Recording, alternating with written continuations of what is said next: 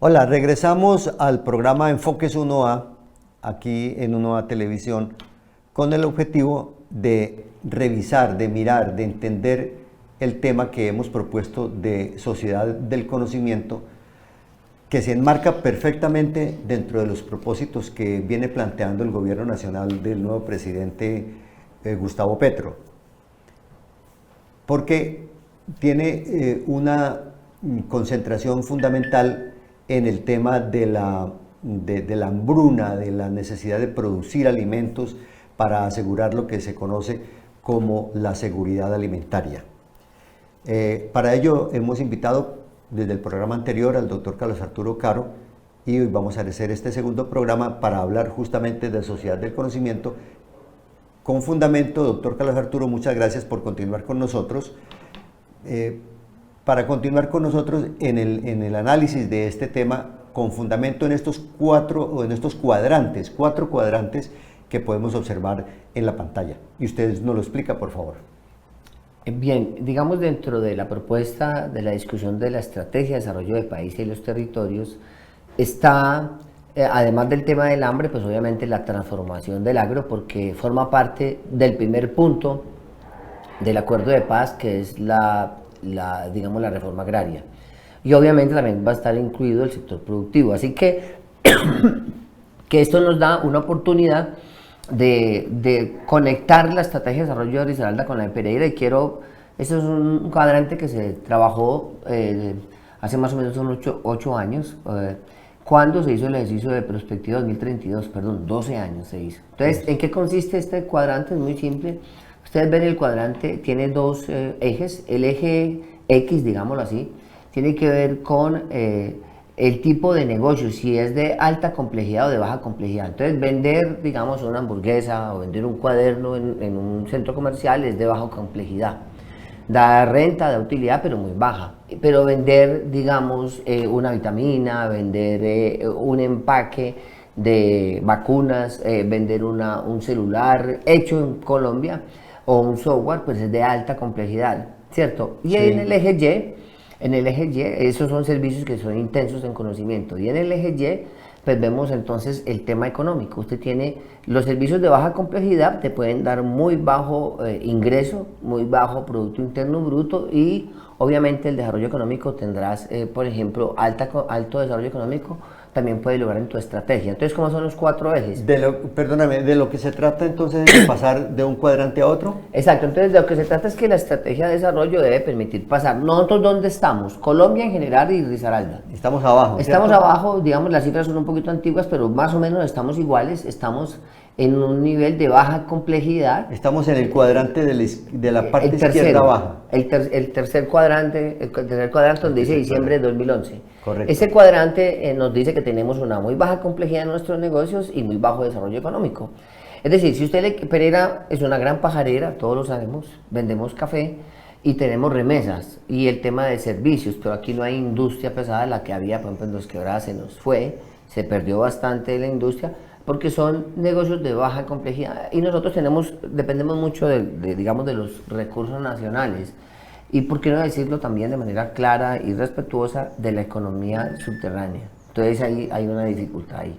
Sí. Tenemos, para pasar de ahí hacia el cuadrante número 1, que es donde tendríamos negocios intensivos en conocimiento y alto desarrollo económico, se requiere transitar una ruta, y esa ruta nosotros cuando la planteamos a 20 años. Es una ruta que tiene que tener un cambio en el sistema educativo, que tiene que tener más cobertura en los jardines infantiles, tiene que tener centros de innovación, que tienen que tener más trabajo en equipo, incluso que la sociedad tiene que leer más. En ese momento se estaba leyendo 1.8 libros por habitante año, es decir, menos de una hoja al día. Una persona que lea 30 minutos al día perfectamente puede leerse en una semana, sin tener lectura rápida, sin estar sacrificado ni nada. Se puede leer un libro de 200 páginas. ¿Qué tipo de lectura sería? Incluso lectura técnica, sí, con cierto nivel de formación. Nosotros tenemos realmente, diríamos, lo digo cariñosamente, una especie de vagancia social, donde ha primado querendona, trasnochadora y morena, cosa que está muy bien ahí, me encanta bailar, me encanta divertirme, pero falta, digamos, emprendedora e innovadora y científica. Sí. Hay que ponerle ese, porque necesitamos en este concepto utilizar mejor el tiempo de nuestros jóvenes y los demás. ¿Eso qué impactaría? El índice de desarrollo humano, pues que tiene ingresos, que tiene educación, que tiene seguridad, etcétera, es un paquete de subindicadores y impactaría otra cosa, el coeficiente de Gini, que es la distribución de la riqueza, de la igualdad, en este caso por ingresos, la idea es ir creciéndolo. La ciudad ha mejorado en eso, pero diríamos que no podemos ocultar de qué manera. El ingreso se ha mejorado por los subsidios del Estado, por las remesas, pero si eso se quitara, entonces nuestro coeficiente de Gini por ingreso sería distinto. Sería diferente. Entonces no podemos, digamos, más crítico.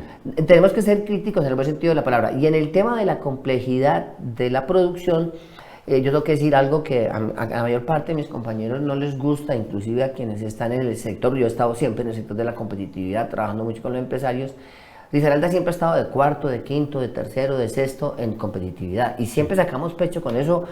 Pero a mí realmente lo digo con absoluta sinceridad, me da risa. Es como si usted saca de 1 a 10, como estudiante saca 5,8 o 6,3.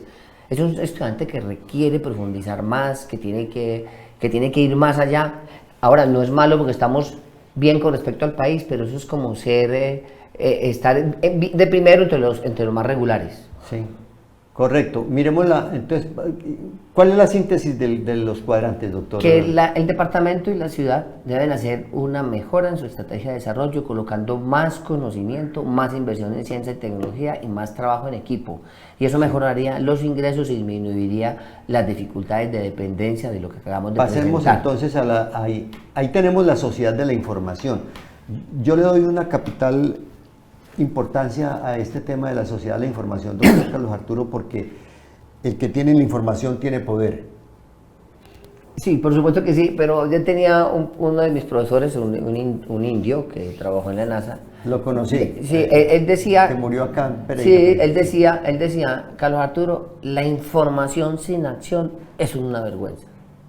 Es decir, usted tiene la información, pero que tiene que actuar con ella. Y yo creo que aquí tenemos la información, aquí estamos descubriendo el agua tibia, pero realmente lo que necesitamos es que eso se lleve a la acción como lo hicimos en una época y de pronto se está haciendo, pero hay que profundizarlo. Entonces la información sola no genera conocimiento, lo que genera conocimiento es el uso, el procesamiento y ese uso de la información tiene que generar riqueza, tiene que generar decisiones de gran calidad y tiene que generar disminución de la pobreza y la desigualdad. Y para eso la información se utilizan mecanismos modernos de procesamiento de la información. Nuestra audiencia está leyendo los dos bloques que encontramos allí de Sociedad de la Información y Sociedad del Conocimiento. ¿Por qué ponen ese dúo como si fuera fundamental para el sostenimiento de esta filosofía? Porque el uno te dispone de los datos, digamos, iniciales. La sociedad de información. De la información y la tecnología, o sea, lo que es todos la red, internet, el internet de las cosas, etcétera, etcétera. Y la otra es la parte blanda, que son las personas inteligentes, los grupos de investigación, los doctores, el talento humano, pero también las tecnologías de inteligencia artificial, las máquinas, las empresas para poder producir. Pero estos dos elementos requieren dirigentes transformadores, líderes transformadores que entiendan la necesidad de formar capital humano, capital social. Yo creo que además de líderes transformadores, voy a decir algo que tiene que sonar bien. Personas que de verdad sí amen la sociedad y que quieran servirle a la sociedad y no servirse de ella. Y que sean capaces de apuntar a un ejercicio de corto, mediano y largo plazo para transformar, porque muchas veces, a veces se toman las decisiones más fáciles, las más simples. ¿Cierto? Y esas decisiones simples no nos van a llevar a una sociedad distinta. Tenemos que ser capaces de hacer aquellas cosas que suenan imposibles, que suenan difíciles de hacer, ¿cierto? Esas cosas son las que tenemos que aprender a hacer y necesitamos líderes visionarios que piensen más allá, voy a decir algo, del reparcheo de la calle o de la pavimentación de la calle. Miremos la siguiente diapositiva para que podamos avanzar en el tema. Sí, la diapositiva tiene 3 elementos. La parte inferior pues de pronto no se nota muy bien, pero la primera parte de todo esto es la industria de la información, que tiene todo lo que ustedes pueden observar, lo que es la parte de la informática, el sector de las comunicaciones, ¿cierto? El otro elemento es la economía del conocimiento, que Perfecto. es esa relación entre oferta y demanda de todos los bienes y servicios, y la parte inferior es la parte social, todo lo que es el impacto social, que tiene que ver con que si usted maneja esos dos elementos superiores, puede hacer grandiosas transformaciones. Entonces, Corea del Sur, por ejemplo, tenía el mismo Producto Interno Bruto de Colombia hace 70 años, y escúcheme bien, Luis, tiene ahora 10 veces más que el Producto Interno Bruto de Colombia. ¿Y cómo lo hizo? Hizo una reforma agraria, Sí. pero se metió durísimo, durísimo el tema del conocimiento. La gente de Corea del Sur va a otros países a hacer doctorado y le pagan, le ayudan para que aprenda su inglés, o su japonés, o su francés, o su ruso, porque forma parte de una estrategia de alto nivel. No se quedan pues en cosas banales y pequeñas. Está y están en tocando, eso. está tocando usted, doctor Carlos Arturo, un tema sustantivo. Mire, Bernardo Toro, que fue el director de Colmena Social, vino hace varios años a Pereira y yo le escuché en una conferencia donde él contaba que cuando en 1950 se realizó la guerra de Corea, a la que asistió Colombia con el Batallón Colombia, Corea era un país 17 veces más atrasado que Colombia. Y cuando terminó la guerra en el 51, en el 1951 52, creo que fue el año en que terminó, los coreanos quedaron todos con los brazos cruzados, como suele ocurrir en un país cuando terminan las guerras. Y en una asamblea nacional que hubo, alguien preguntó qué íbamos a hacer porque no tenemos recursos. Y otra persona se levantó y dijo, no tenemos recursos, pero tenemos imaginación. Y con la imaginación desarrollaron Corea, lo que es hoy un país, como usted lo acaba de decir, es muchas veces más tecnológico, con una sociedad de conocimiento muy superior a la nuestra. Sí, y hay otro ejemplo, Singapur, por ejemplo, es otro ejemplo. También. Podríamos enumerar muchísimos. Pero todos con fundamento en el conocimiento. Por supuesto, por ejemplo, Japón invierte 4% del Producto Interno Bruto en ciencia y tecnología. Nosotros estamos invirtiendo en Colombia alrededor del 0.5. Risaralda el 0.21. Yo hice un análisis hace unos años. Bolivia invertía el 0.32, o sea, más Bolivia que Risaralda. Sí. Y yo creo que hay gente que cree que esto es charlando, que esto es teoría, y realmente no. Esto es la gran generación real de recursos, de riqueza, de calidad social, está en el conocimiento. Mire, es más, no es sino que usted note la diferencia entre un ingeniero que tenga conocimiento en Big Data, inteligencia artificial, que barato está en 12 millones de pesos, y una persona, un ingeniero que no conozca nada de estas nuevas tecnologías. Esta diapositiva es muy hermosa porque tiene que ver cómo es que la información aplica en las grandes urbes y en ciudades como la nuestra, sin ser una gran urbe, pero una gran conurbación. Recuerden que nosotros tenemos una conurbación de 3 millones de habitantes aproximadamente, sí, con el norte del valle y demás. Esta diapositiva anterior, que me parece importante que la muestre nuevamente, es que usted aquí tiene los servicios de agua, alcantarillado, de servicios públicos, salud, seguridad, ambiental, conectadas en una gran red para tomar decisiones en tiempo real. Entonces, aquí aplaudo lo que recientemente hizo. O sea, desarrollo de infraestructura. De infraestructura, pero además de información, la toma de decisiones. Entonces, por ejemplo, ya se pueden detectar, y ya se está haciendo aquí en Pereira, creo que compraron unas cámaras para detectar en tiempo real el tema de los robos. Pero usted puede también detectar en tiempo real la congestión, pero puede detectar en tiempo real la contaminación, pero puede detectar en tiempo real una avalancha. Es decir, eso se hace a través de lo que se llama las ciudades inteligentes, pero también puede detectar en tiempo real, ahí no se ve todos los sistemas de información, por ejemplo, del sector hospitalario, puede detectar cómo está la ciudad enferma o no enferma, dónde están los costos de la enfermedad, para poder invertir y para poder hacer programas sociales del tema hospitalario. Sí, y así sucesivamente, inclusive las demandas de alimentos. Son ciudades eficientes. Eficientísimas. Digamos, yo tuve la oportunidad de estar en varios países del mundo, en varias ciudades, revisando este tema, y es maravilloso lo que se hace. Y obviamente hay una cosa interesante, esto requiere que nuestros muchachos aprendan a hacer esto, aprendan Internet de las cosas, aprendan inteligencia artificial, aprendan electrónica, y no estamos tan lejos, Luis. Lo que pasa es que si seguimos pensando en que exportando cafecito verde o o de calidad, que hay que hacerlo al exterior, con eso vamos a salir, hay que hacerlo, pero hay que hacer otras cosas, hay que hacer las cosas del conocimiento, y nuestros muchachos que tienen el 26% de desempleo podrían salir. La siguiente diapositiva, que tiene que ver con la aplicación del tema de conocimiento en el sector agrícola, pues ustedes ven las fábricas robotizadas a la mano derecha, los niveles de productividad son absolutamente impresionantes. Es la agricultura inteligente. Exactamente, sí. Y la mano izquierda ven las fábricas verticales, que es la producción. Ya habíamos visto en el video del programa anterior, 11 millones de plantas. ¿Eso es posible hacerlo acá? Por supuesto que sí. Ahora, nosotros tenemos una ventaja, y es que el costo de la tierra todavía es bajo. Es asequible, sí. Es asequible, pero al margen de eso sí es posible hacerlo, pero también hay que hacer un llamado de atención a creer que muy rápidamente algunos países no van a necesitar que nosotros les vendamos alimentos, que nosotros siempre pensamos, porque van a tener su propia soberanía. Esta es una diapositiva. Agricultura con desarrollo tecnológico. ¿Qué? Sí, esto se llama agricultura digital. ¿Sí? Y es que ya las grandes producciones del mundo se trabajan mirada satelital, por ejemplo, para saber cómo se va a cambiar el clima, ¿cierto? A través de drones para fumigar, por ejemplo, o para saber donde hay, digamos, algún tipo de enfermedad plaga. Yo estuve en México, por ejemplo, estuve viendo un ejercicio muy interesante de producción de limones. ¿Y cómo te parece que ellos con un dron le dan la vuelta a 500 hectáreas en menos de 15 minutos?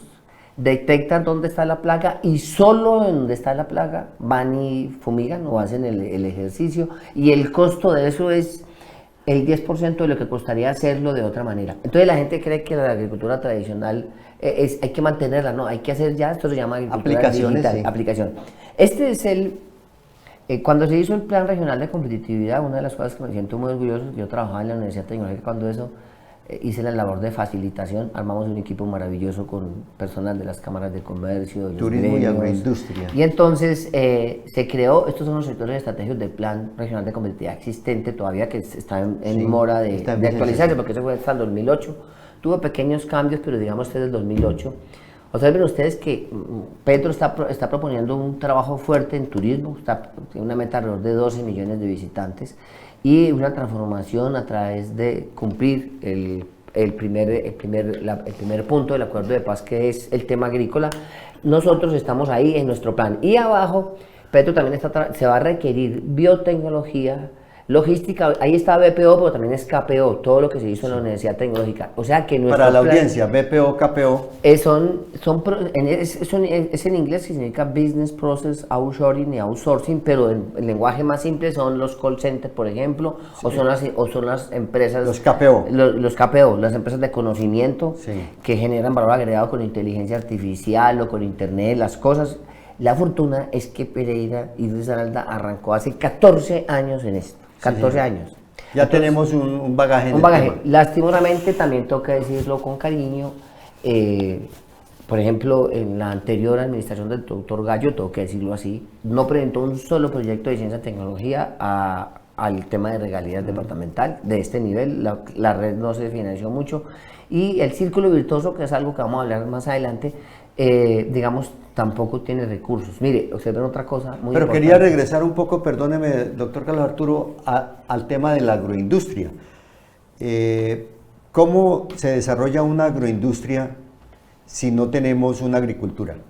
Porque tenemos tierra, pero no tenemos agricultura. Entonces, usted ha hecho una pregunta muy interesante. La agroindustria se desarrolla a través de entregar tierra o de tener tierra para grandes grupos empresariales y poblacionales que van a ser productores. Entonces, eso es lo que se ha discutido desde 1936, desde la Revolución en Marcha. La ley 200 del 36. Exactamente, y no se ha hecho en Colombia, que forma parte de nuestro problema de guerra. Aquí hay discusiones muy delicadas que no voy a tocar, pero digamos, arranquemos solo con los baldíos del país, que se le podían entregar perfectamente a comunidades, no para que pedaceen la tierra, sino para que trabajen con cooperativas y con asesoría técnica de alto nivel. Entonces ustedes escucharon que la propuesta del gobierno, yo no voy a defender o no atacar el gobierno, aunque tengo que confesar que estuve en la campaña favoreciendo esta propuesta, está a hablar de renegociar los TLCs en el componente industrial, darle paquete de asistencia tecnológica a los campesinos, por supuesto, darle recursos y capital, hacer una cosa que se llama barreras de entrada, generar barreras de entrada para que se pueda desarrollar esta industria y ayudar al productor, al gran productor con créditos blandos. Pero también una cosa, Luis, y es que aquellos productores, aquellas personas que tengan propiedades y que las pudieran poner a producir y que no lo hagan, entonces van a tener impuestos a lo que llaman activos improductivos. O sea que vamos a poder hacer esto, sí, va a ser fácil, no. Pero esto nos va a resolver varios problemas, no solamente el tema de desarrollar el sector de la industria de mejor manera, sino que nos va a permitir incorporar campesinos, generar alimentos y otra cosa espectacular, disminuir el precio de los alimentos. Pero tenemos ahí como 3 fases, ¿cierto? O sea, lo priorizado es lo que hay que hacer, ya. En el plan regional de competitividad, digamos que este no es el plan de desarrollo ni la propuesta pues, política del nuevo presidente. Aquí se hablaban de los 3 sectores que en ese momento podían desarrollarse mejor, que tenían como un poder muy interesante de valor agregado de hacerse y de generar gran riqueza. Imagínense que un turista promedio, Luis, sí. Por ejemplo, avistamiento de aves, que somos el departamento que tiene más aves en Colombia. ¿Cuántos dólares? En promedio, $300 diarios si es aves, si es un avistamiento de aves, ¿cierto? Pero si es digamos, un mochilero, $60-70 diarios. Y si podemos pasar más o menos a 12 millones, imagínense cuántos de esos nos van a tocar aquí en Risaralda. Pero hay que adecuar... $300 distribuidos en transporte, alimentación y guías, guianza y las fotografías, guías, sí, y fotografías y demás. Servicios. Entonces necesitamos fortalecer la gente, los muchachos que aprendan otro idioma. Tienen que ir al SENA a aprender el otro idioma, hacer guianza turística. Hay que hacer infraestructura de avistamiento de aves, hay que hacer corredores, se están haciendo, pero hay que hacerlos más masivos. Y tenemos que hacer una gran campaña de promocionar nuestro territorio, pero ojo, que cuando un turista va a un país, no va a un municipio chiquito, ni va a un territorio chiquito. Él quiere andar en esos tours que hacen, sí, que es que van a varios países o a varias ciudades. Aquí tenemos que tener como mínimo, escúcheme bien, como mínimo un paquete regional de turismo. Es el cafetero norte el cafetero, entonces que hasta Buga. Claro, como mínimo. Y entonces la persona que está aquí en una semana va a venir a gastar, va a venir a invertir, va a generar empleo, pero tenemos que trabajar juntos. Ahora ese egoísmo que mantenemos, pues, que Pereira capital de qué, a Quindío capital de qué, Caldas capital de qué, sí, tenemos que trabajar en equipo regional. Paquete. En paquete. Tengo invitado al doctor Javier Ochoa para que nos hable del tema en una próxima oportunidad. Hay un aspecto que queremos analizar aquí, doctor, también está en la próxima diapositiva, que es fundamental para poder entender lo de la sociedad del conocimiento. El desarrollo económico social sostenible. Sí, cuando se hizo el Plan Regional de Competitividad, que la verdad es que todavía me sorprendo que tenga tantas cosas después de 14 años que sean válidas y que el gobierno nacional recientemente habla de sociedad del conocimiento y nosotros hace 14 años estamos en este ejercicio. Observe usted la plataforma de la parte inferior, que es la base, mire, es protección del ambiente. Yo también participé... Entorno, infraestructura y medio ambiente. Exactamente. Sí. Entonces yo participé, por ejemplo, del Plan de Gestión Ambiental de Risaralda, que es a 20 años. Entonces el tema del medio ambiente va a ser fundamental para lo que sigue, que es el turismo, la producción sostenible y demás. Tiene usted 2 elementos centrales, que es la cobertura en calidad y pertinencia. Le voy a dar este dato. Pereira tenía, hasta el 2015, 18.000 niños de estatus 0, 1 y 2, más 6.000 de estatus 3 aproximadamente. Y de esos 18.000, solamente alrededor de 1.600 tenían cobertura en centros de desarrollo infantil, es decir, con garantía de derechos. Otros 5.000 más o menos estaban en madres comunitarias. Pero esos niños no pueden correr, no pueden saltar, no pueden pintar porque les da mucha dificultad. Digamos, sí lo hacen, pero de manera muy marginal. Sí. No tienen tecnología. Y resulta que en los primeros 5 años de vida se desarrolla una cosa que se llama la red neuronal, o sea, la base de la inteligencia. Entonces sí, aquí está la cobertura y nosotros tenemos coberturas brutas del 75%. Es lo que llaman de 0 a 5. Sí, de 0 a 5. La formación humana del 0 a 5. Y en educación media tenemos coberturas netas apenas del 60%, 65%, eso ha ido variando, pero tenemos mucha gente que se nos sale. Y el tema de ciencia, tecnología e innovación, Risaralda es un departamento bastante innovador, pero tenemos una desconexión gobierno, universidad, estado, es más un poco el cuento, eso se ha perdido bastante, que la integración en el proceso. Pero si usted logra hacer eso, es capaz de hacer las cosas de arriba y es lograr el resultado más importante, un desarrollo económico. O sea, ese es el desafío, ¿no? El Desarrollar desafío. ciencia, tecnología e innovación. Exacta, y educación conectada. Sí, porque además hay una gran brecha, como lo estábamos analizando ayer con el doctor Diego Naranjo de la Asamblea Departamental, entre lo urbano y lo rural. Sí, pero cuando... En el campo, en el sector rural del departamento de Risaralda no hay conectividad. Pero entonces yo le voy a hacer este comentario también. Nosotros estamos todos luchando, cosa que estoy de acuerdo, porque se mejore la movilidad en la ciudad. Hicimos la valorización de 95.000 millones y no se cobró, y se va a hacer la obra del Colibrí, que son 136.000 millones, ¿cierto? Sí, señor. Esas inversiones muy importantes que se necesitan, y seguramente habrá que hacer la obra de la Tesalia, que es paralela a la orilla del río, y la doble calzada de la Romelia del Pollo. Se tendrá que hacer seguramente, pero yo pregunto, ¿cuál es la inversión social que se equipara a la inversión de infraestructura, que es el gran reto que después se podría discutir?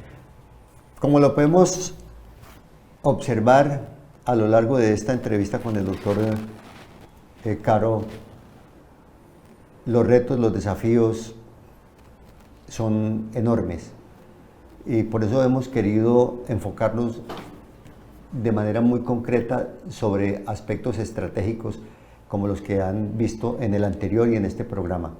No obstante, quedan muchas cosas por ventilar, por analizar, por discutir, inclusive por hacer pedagogía con ellas, porque en la medida en que la gente tenga buena información, que tengamos ciudadanos bien informados alrededor de los planes y los proyectos de desarrollo regional, tendremos una ciudad y una región con mucho mejor calidad de vida, que es lo realmente importante. Muchas gracias por la sintonía, los esperamos en una próxima oportunidad para seguir avanzando con nuestro programa Enfoques 1A aquí en 1A Televisión. Hasta una próxima oportunidad.